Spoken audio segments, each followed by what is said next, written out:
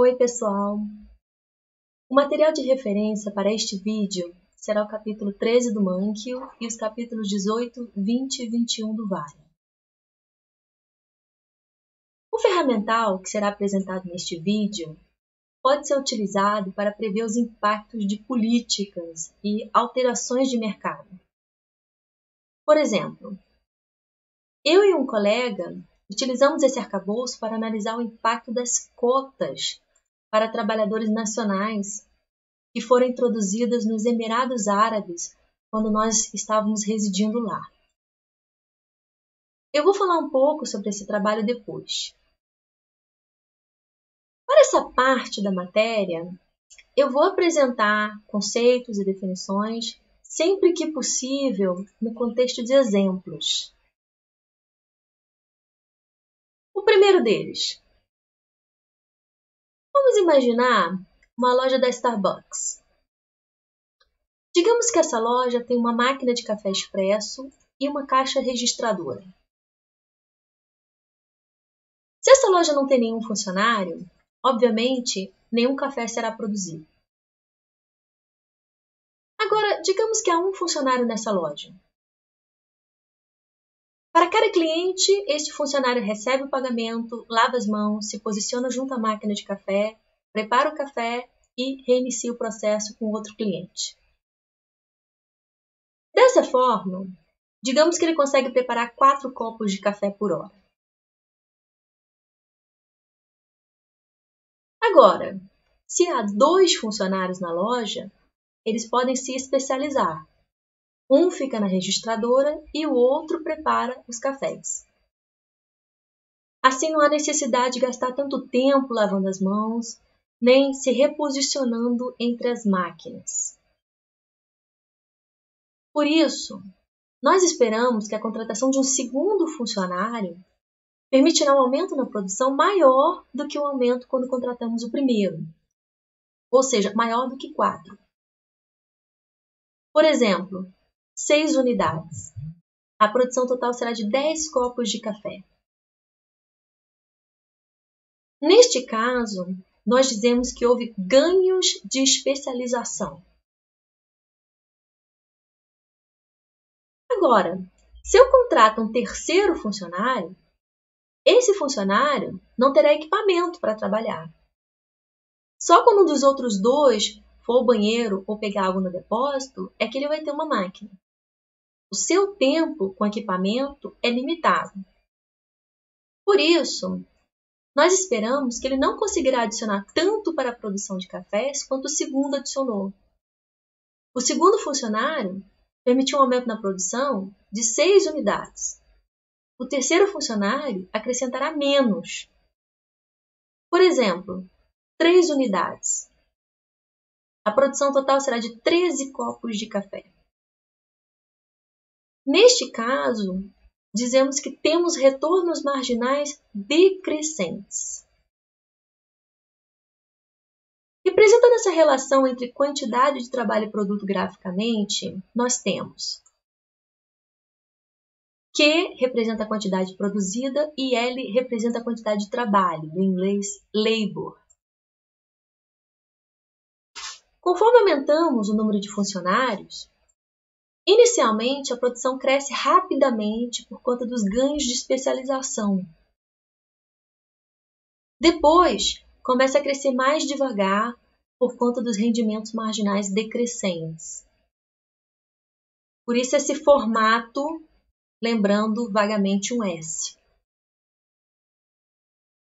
A curva que relaciona a quantidade de insumo com a quantidade de produto, nós chamamos de função de produção. Se usarmos uma determinada quantidade de insumos, quanto de produto podemos alcançar? É isso que a função de produção representa. Ela nos informa, para uma dada quantidade de insumos, qual a quantidade máxima de produto que podemos alcançar com aqueles insumos.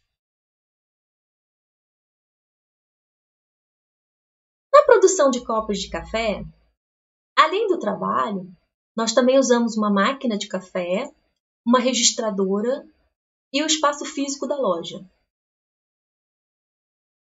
chamamos os equipamentos e instalações usados para produzir um bem ou serviço de capital. Nota que eles próprios foram resultado de um outro processo produtivo.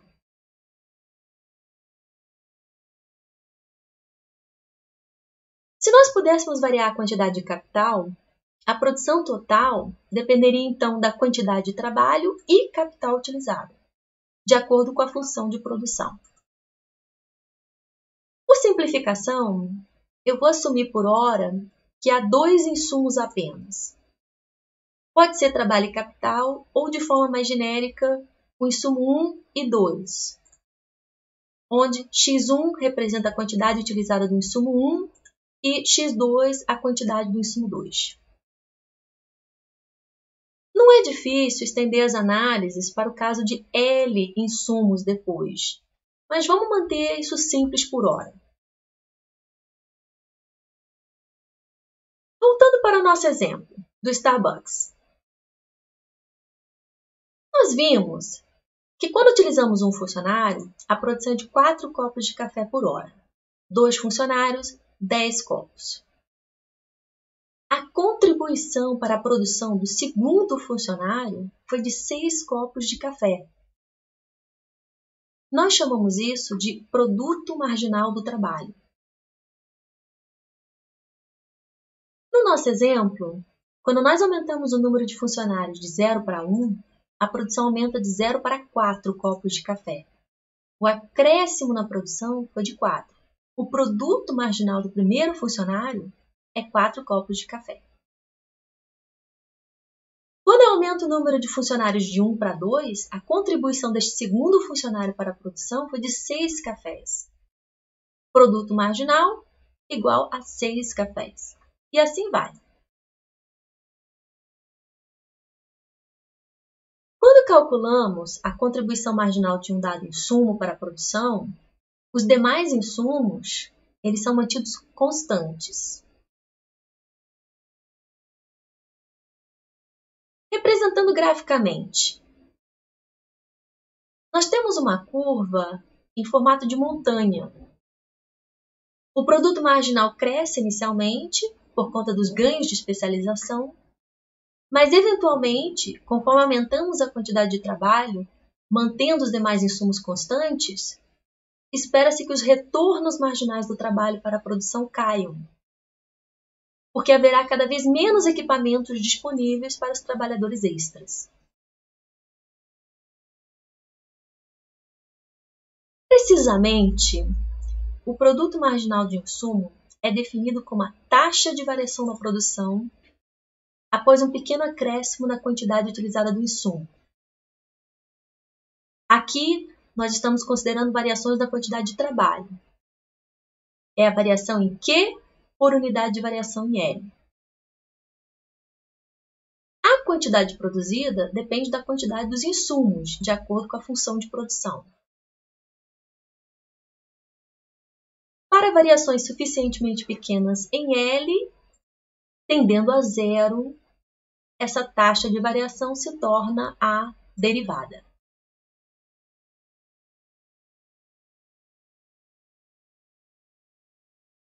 Agora, vamos falar de diferentes tipos de tecnologias de produção e como representá-las.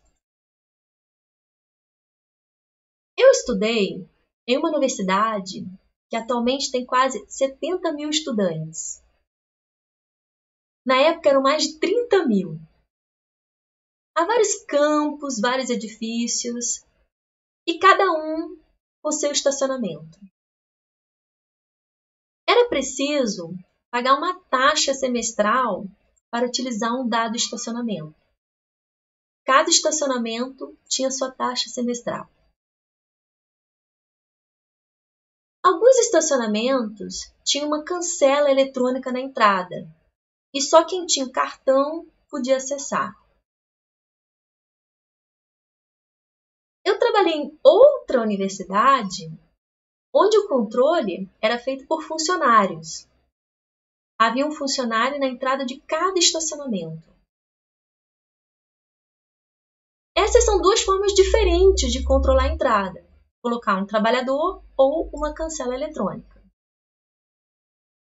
Eu queria representar graficamente essa situação. Eu vou colocar trabalho no eixo horizontal e portões capital no eixo vertical. Se eu preciso atender 10 estacionamentos, eu posso ter 10 portões eletrônicos e 0 trabalhadores.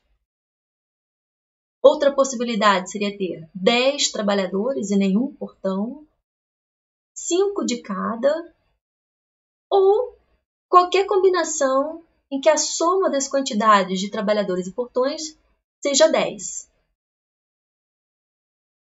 Essas são todas as combinações de trabalho e capital que me permitem alcançar o nível de produto 10, no caso, 10 estacionamentos sendo atendidos. Nós chamamos isso de isoquanta. Aqui é a isoquanta associada ao nível de produto 10.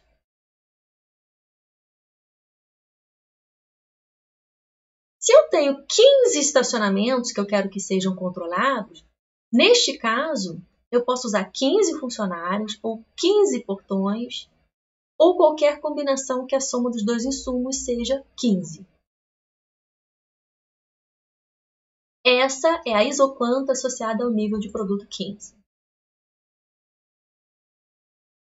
Para produzir uma quantidade Q qualquer, eu preciso que a soma das quantidades de capital e trabalho seja Q.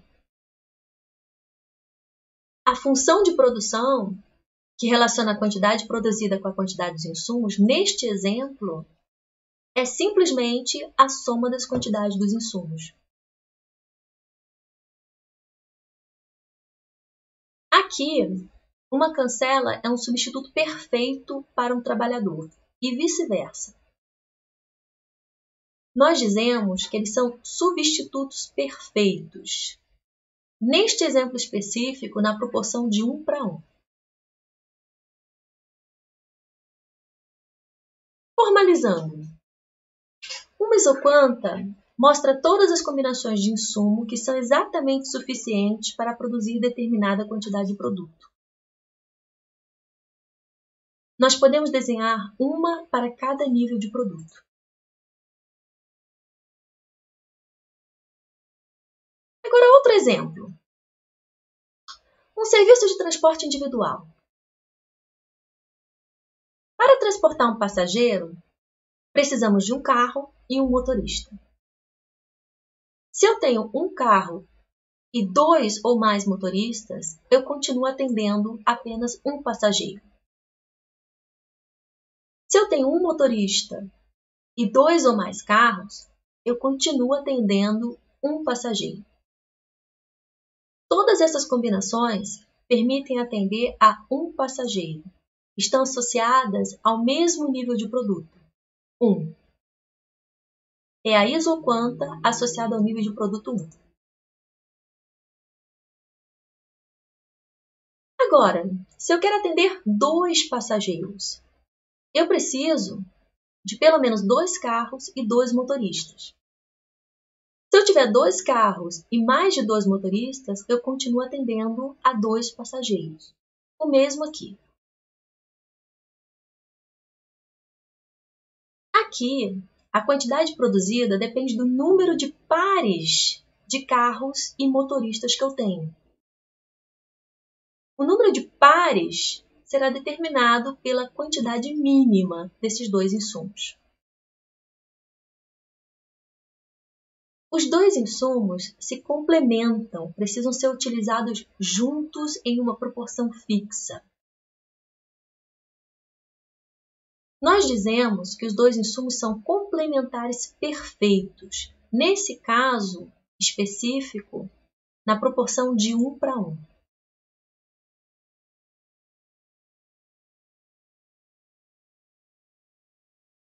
Entre esses dois extremos, complementares perfeitos e substitutos perfeitos, há os casos em que é possível substituir um insumo pelo outro em alguma medida, mas nem sempre há uma taxa constante.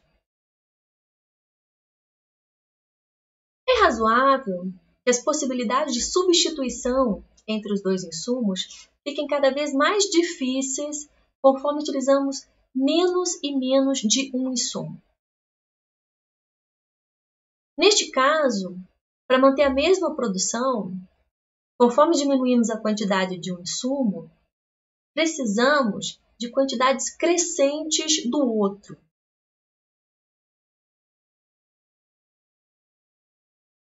Uma forma funcional simples que gera curvas de nível convexas e arredondadas é a função Cobb-Douglas. Aqui nós temos um exemplo.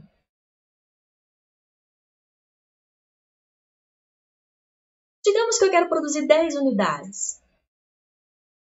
Quais as combinações de insumo 1 e 2 que me permitem produzir 10 unidades de produto? Para ficar mais fácil representar num gráfico em que x2 está no eixo vertical, nós podemos resolver para x2. E aí nós temos que gera uma função deste formato.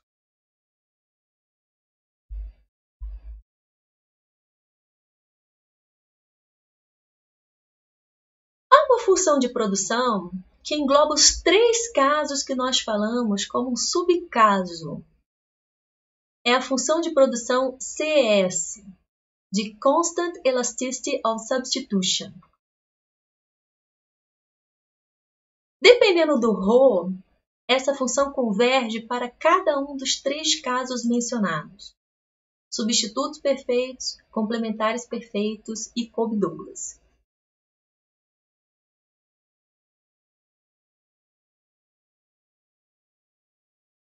Se uma empresa quer produzir uma determinada quantidade de produto Q, a isoquanta associada a Q oferece várias possibilidades de combinação de insumos. Mas qual delas a empresa escolherá? Nós vamos assumir que a firma escolherá a combinação que minimiza o seu custo de produção. Agora vamos falar um pouco de custo.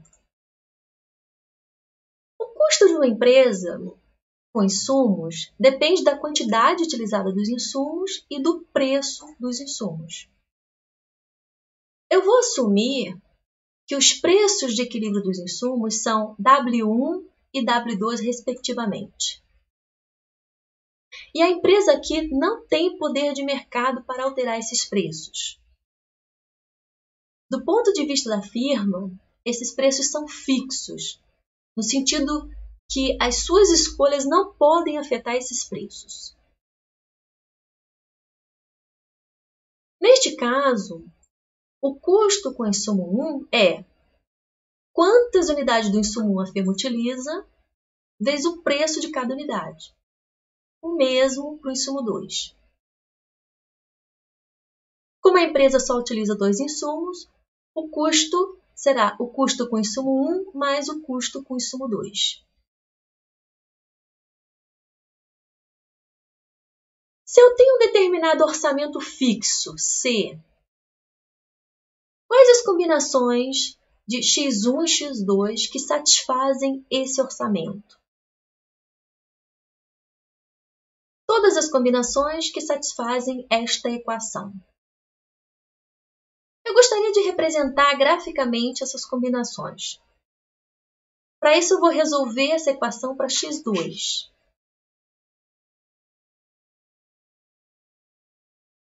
Trata-se de uma reta de intercepto vertical C sobre W1 e inclinação menos W1 sobre W2. Essas são todas as combinações de insumos que custam C. Nós chamamos essa curva de isocusto. É a isocusto associada ao custo C. Agora, se eu tiver um orçamento maior, C1, neste caso, o intercepto vertical será maior, a A inclinação só depende do preço dos insumos, então é a mesma.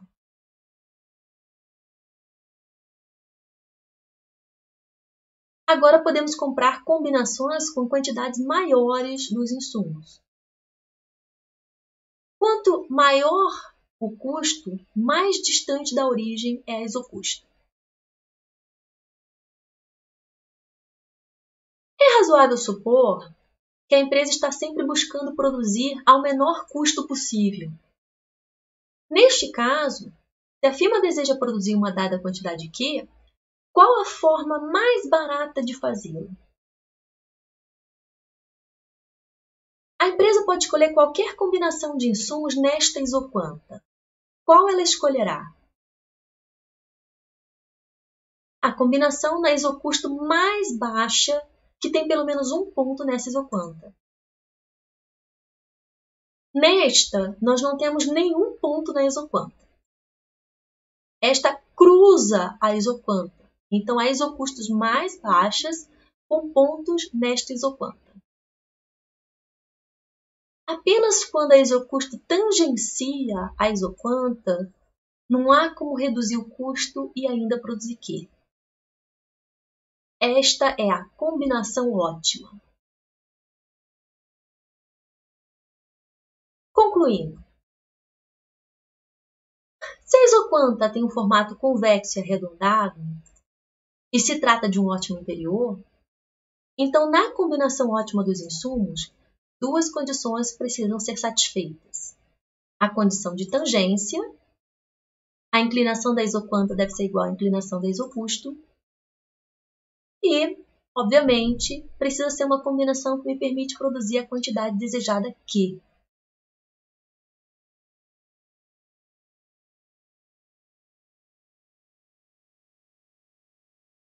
Nós também podemos resolver esse problema por meio de derivação matemática. Nosso objetivo é produzir a quantidade de produto Q ao menor custo possível. O problema é escolher a combinação de insumos X1 e X2 que minimiza o custo de produção, sendo que precisa ser uma combinação que nos permite produzir a quantidade desejada Q.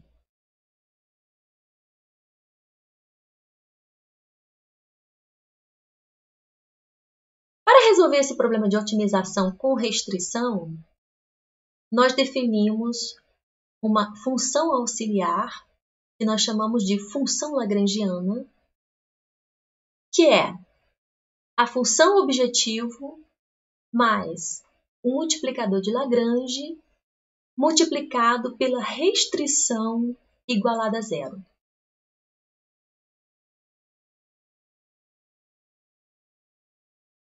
De acordo com o teorema de Lagrange, na escolha ótima, as derivadas da função lagrangiana em relação a cada variável de escolha e em relação ao multiplicador de Lagrange precisam ser zero.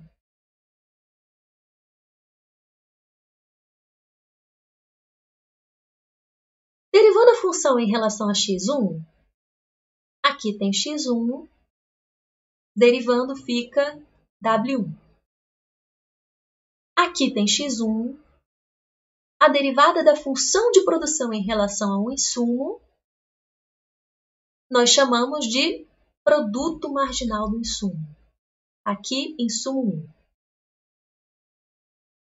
1. Vezes o multiplicador de Lagrange.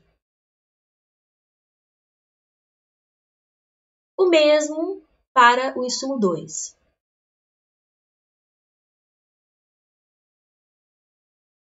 A derivada em relação ao multiplicador, por construção, é a própria restrição.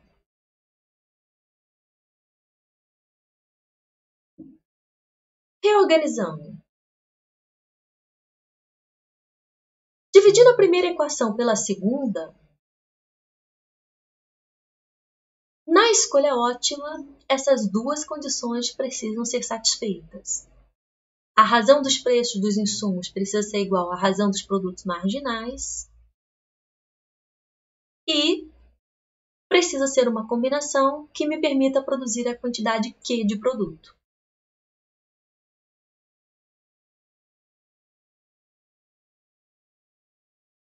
A solução deste problema nos dá a quantidade de insumos que a empresa escolherá, demandará,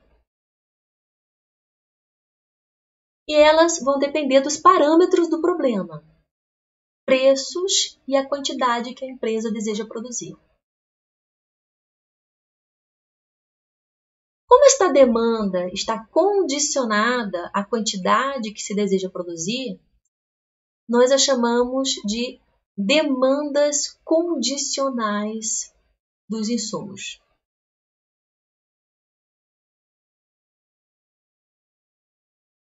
Substituindo as quantidades dos insumos que minimizam o custo de produzir Q na função objetivo, eu vou ter o custo mínimo de se produzir Q. Assim como as demandas em função dos preços dos insumos e da quantidade que queremos produzir Q.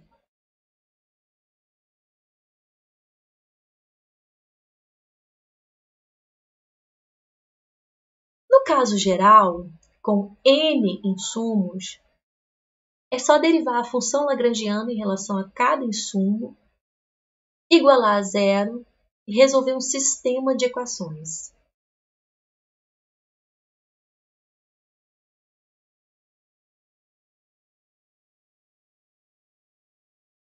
De fato, as condições que precisam ser satisfeitas na combinação ótima podem ser derivadas por raciocínio lógico. A segunda condição nos diz apenas que a combinação ótima precisa ser capaz de produzir a quantidade desejada Q.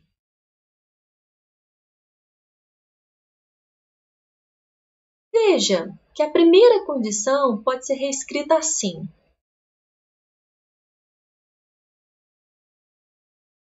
Isso é o produto marginal do insumo 1 por real gasto no insumo 1. Na combinação ótima, os produtos marginais de cada insumo por real gasto devem se igualar. Equivalentemente, o último real gasto em cada insumo deve gerar o mesmo retorno em termos de produto para a empresa. Imagine que isso não aconteça. Por exemplo, digamos que o insumo 1 é trabalho qualificado e o insumo 2 é trabalho não qualificado.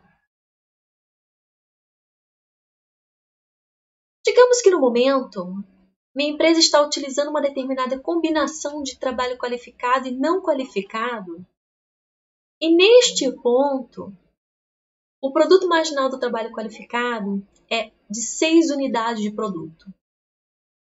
E o produto marginal do não qualificado é 4 unidades de produto. Mas o trabalho qualificado é mais caro, custa R$ 2,00, enquanto o não qualificado custa R$ 1,00.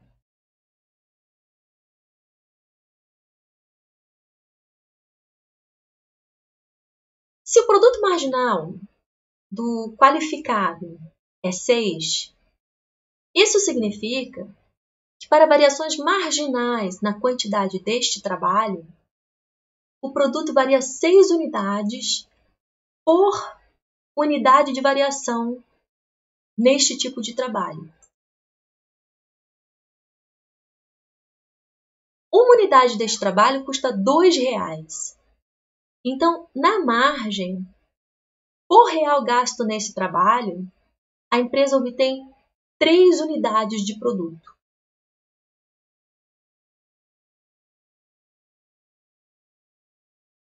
Eu posso repetir o mesmo para o trabalho não qualificado.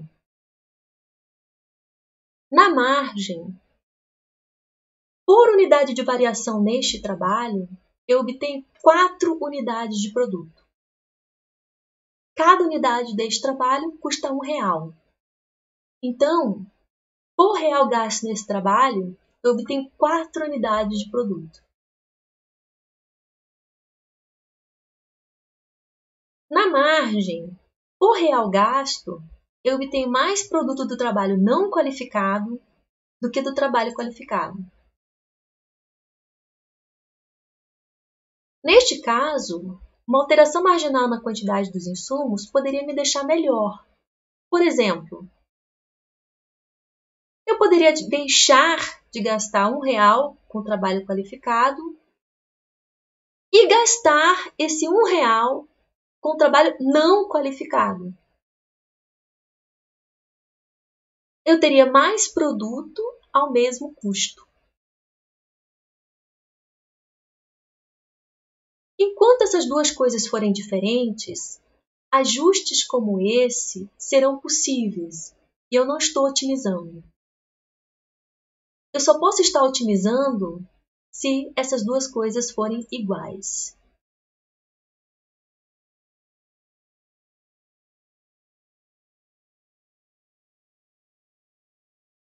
A questão 2 da prova de 2018 é exatamente sobre isso. Eu vou deixar para você responder e a sua resposta servirá para registro de presença.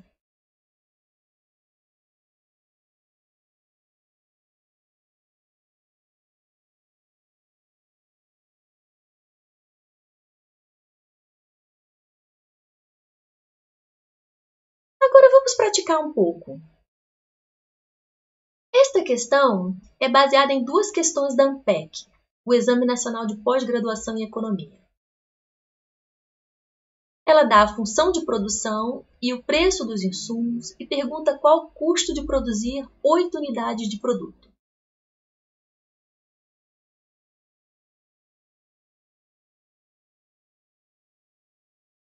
Depois, pergunta sobre o custo quando um dos insumos está fixo.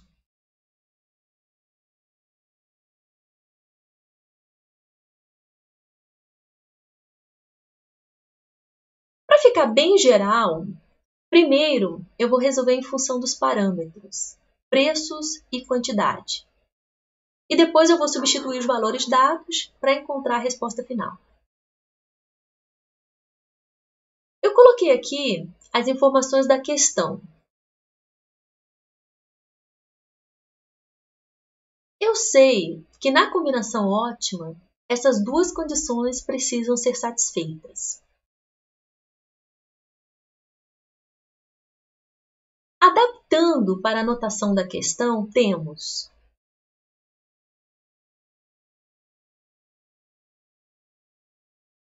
o produto marginal de L é a derivada da função de produção em relação a L. Quando eu derivo em relação a L, o K é mantido constante. É como se fosse um número, uma constante multiplicando. Derivando, sobra só a constante multiplicando. Derivando em relação a K,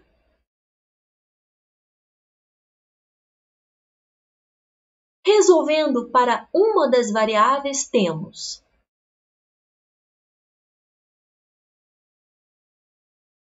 a segunda condição.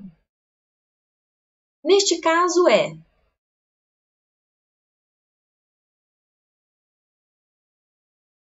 substituindo a primeira na segunda e resolvendo para K, temos a quantidade ótima de capital em função dos preços e produto. É a demanda condicional desta empresa pelo insumo capital.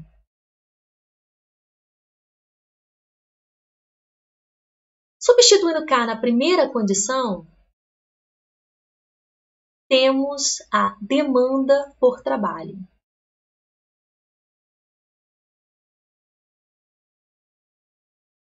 Calculando o custo das quantidades que minimizam o custo de produção, simplificando, nós temos o custo mínimo de se produzir a quantidade Q. É a função custo.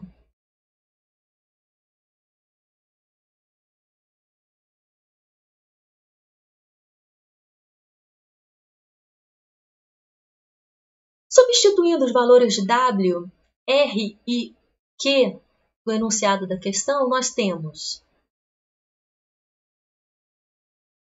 o custo de se produzir 8 unidades é R$ 8,00.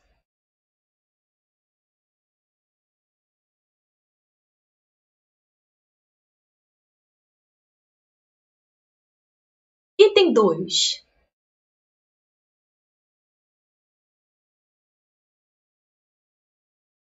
Substituindo a quantidade de capital na função de produção, temos: dado que a quantidade de capital está fixa, para conseguir produzir a quantidade Q, eu preciso usar Q unidades de trabalho. O custo de produção será o custo com trabalho mais o custo com capital.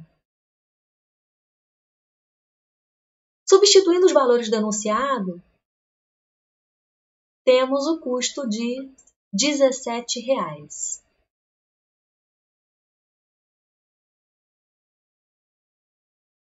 Antes, quando nós podíamos escolher a quantidade de capital que minimiza o custo era menor, R$ 8,00. Nós podemos visualizar isso graficamente. Se eu quero produzir a quantidade Q, eu posso escolher qualquer combinação nessa isoquanta. Eu vou escolher aquela associada à isocusto mais baixa, que tem pelo menos um ponto nesta isoquanta. Agora, se K está fixo, em uma quantidade diferente da quantidade que minimiza o custo, por exemplo, aqui embaixo, para produzir Q unidades de produto, nós precisamos utilizar esta quantidade de trabalho.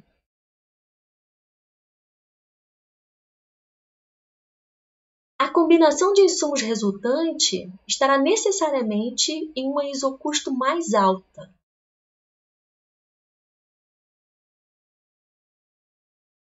O custo é maior.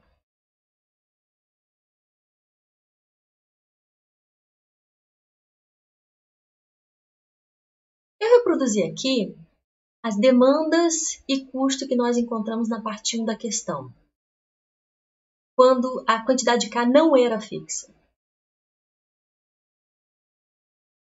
As demandas e custo dependem dos preços dos insumos e da quantidade produzida.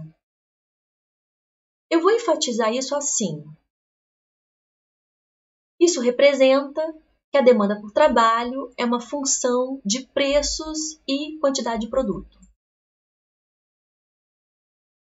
O mesmo para capital e custo. Nota que a demanda por trabalho é negativamente inclinada. Quando o salário aumenta, a quantidade demandada por trabalho cai. De fato, essa é uma propriedade da curva de demanda condicional por um insumo. Se o preço do insumo I aumenta, a quantidade demandada pelo insumo I não pode subir. Não há bens de Giffen na produção. E isso pode ser demonstrado. Vamos olhar agora para a função custo. Se o salário aumenta, o custo aumenta. O custo nunca pode cair se o preço de um insumo aumenta.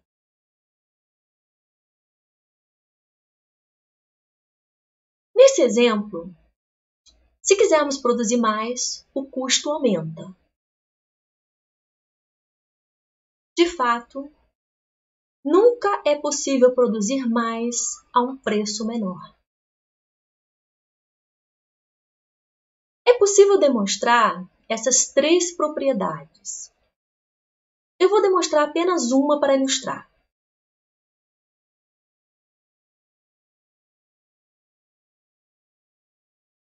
Suponha por absurdo que eu aumentei a quantidade produzida de Q para Q' e o custo caiu.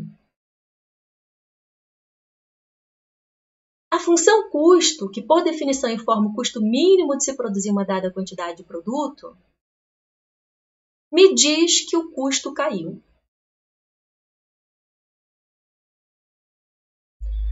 Como é sempre possível descartar produto sem custo, se nós produzíssemos Q' e descartássemos a quantidade Q' menos Q, nós teríamos ao final a quantidade de produto Q, só que ao custo de Q'.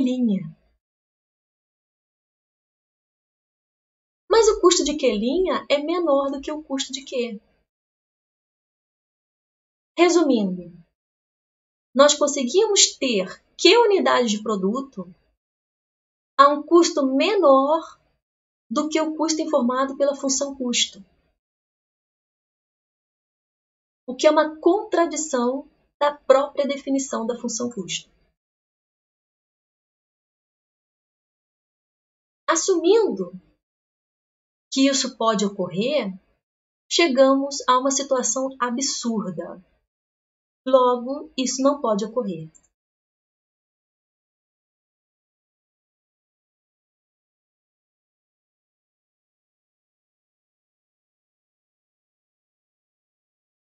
Em um estudo teórico, eu e meu coautor nesse trabalho utilizamos o arcabouço teórico apresentado aqui para identificar as características de diferentes setores da economia que aumentariam as chances de sucesso de uma cota para nacionais nos Emirados Árabes. Na época, o governo havia introduzido uma cota mínima para trabalhadores nacionais em diferentes setores da economia. Por exemplo, no setor bancário, este percentual era de 48%.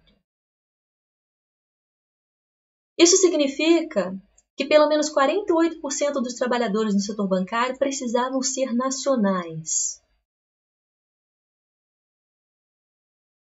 Naquele momento, o salário dos nativos era cerca de 40% maior, em média, do que o salário dos estrangeiros.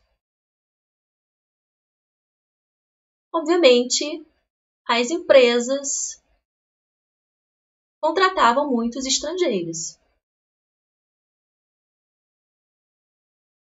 Resultado: cerca de 85% dos residentes no país eram estrangeiros. Enquanto isso, a taxa de desemprego para nativos chegou a 12%. E o governo tentou resolver isso à canetada, por meio das cotas. O primeiro pensamento que nos ocorreu é que quanto maior a cota, maior o nível de emprego dos nacionais. Mas, na verdade, não necessariamente. Vamos ver isso. Assim como antes, nós assumimos que a quantidade produzida depende da quantidade de trabalho e capital de acordo com a função de produção. Só que a quantidade de trabalho depende da quantidade de dois tipos de trabalho: trabalho nacional e estrangeiro. Nós usamos X para representar expatriates e N de nacionais. Inicialmente, nós pensamos que um trabalhador estrangeiro seria um substituto perfeito para um trabalhador nacional. Mas depois nós percebemos que não necessariamente. Por exemplo, o setor de turismo, que recebeu muitos investimentos. Se um hotel recebe turistas chineses e árabes, pode fazer sentido contratar trabalhadores chineses e árabes. Por isso, nós decidimos considerar todas as possibilidades. Por exemplo, aqui nós temos todas as combinações de trabalho nacional e estrangeiro que geram a mesma quantidade de trabalho para o caso hipotético.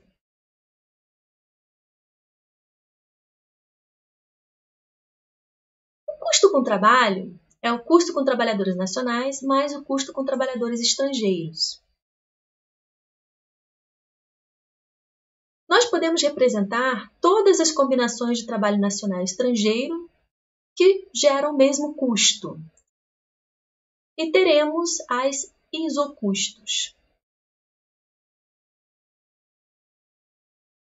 Se a empresa deseja contratar uma dada quantidade de trabalho L, ela pode escolher qualquer combinação nessa curva. Qual ela vai escolher? Aquela associada ao menor custo possível. No caso, a combinação A. Agora suponha que o governo estabelece uma cota para nacionais. Uma fração alfa dos trabalhadores nesta empresa precisam ser nacionais. Como a quantidade de estrangeiros está no eixo vertical, eu vou resolver para Lx.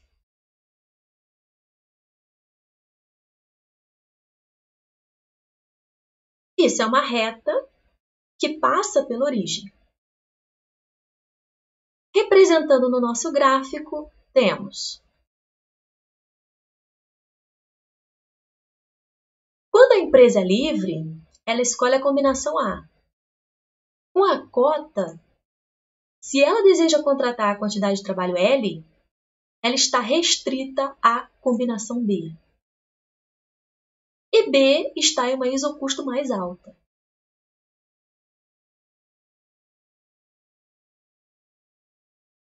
A cota aumenta o custo do trabalho.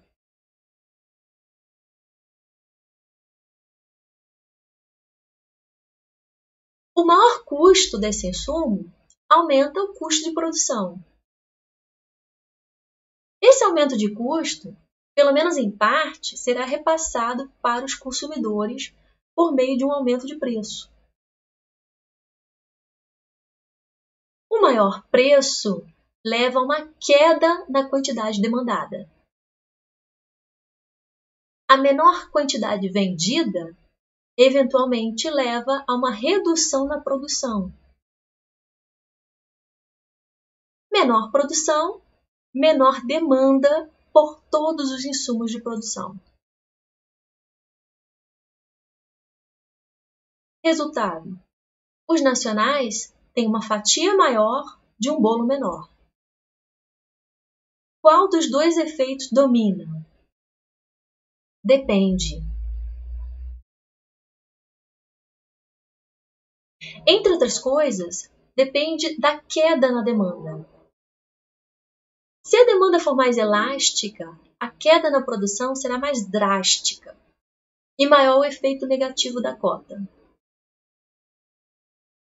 Por isso, a cota teria mais chances de sucesso em um mercado onde a demanda é pouco sensível a variações no preço. Pouco elástica.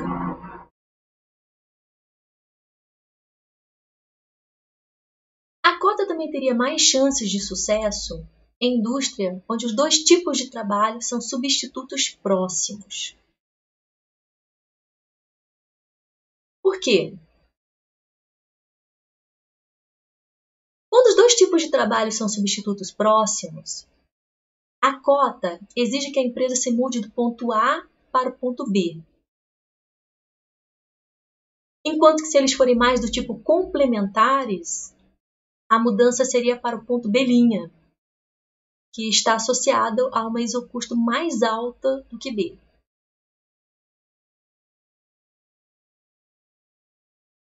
O paper consiste em um trabalho teórico com demonstrações, mas nós ilustramos os resultados com exemplos numéricos. Por exemplo,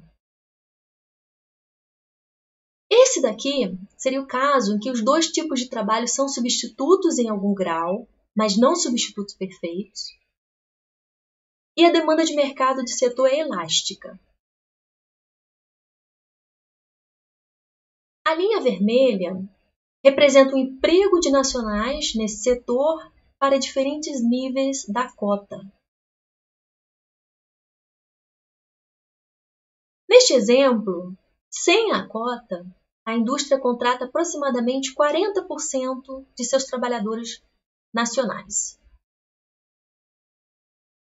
Então, para qualquer cota menor do que isso, a cota não é uma restrição real, não afeta nada. A partir desse nível, conforme a cota aumenta, inicialmente o emprego dos nacionais aumenta, mas depois começa a cair. Dependendo da cota, o emprego dos nacionais pode até ser menor do que era antes da cota.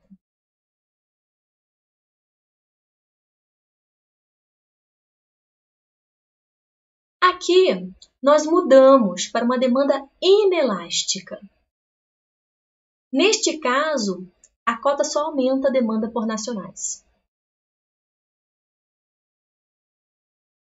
Aqui, a demanda é elástica, mas os insumos são substitutos próximos.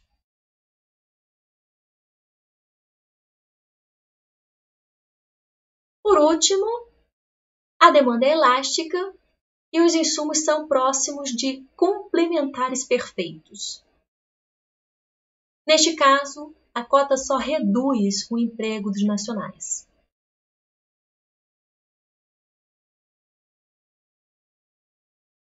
Outros países ricos preferem simplesmente controlar a entrada de imigrantes. Eu gosto de mencionar temas que eu estudei por serem aplicações do que nós estamos estudando que eu entendo bem.